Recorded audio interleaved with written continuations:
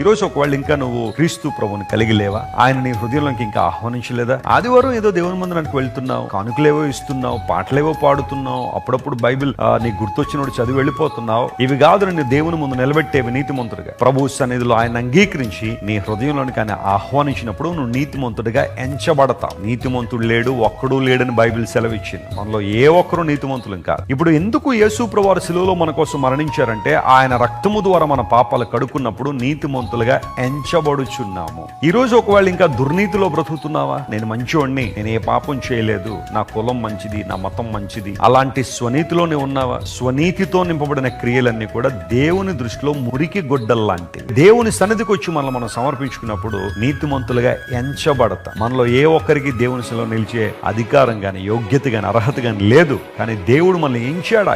ఆయన దృష్టిలో నీకు చాలా ప్రాముఖ్యమైన స్థానం ఉంది. ఆయన దృష్టిలో నీకు ప్రాముఖ్యమైన ఆధిక్యత ఉంది.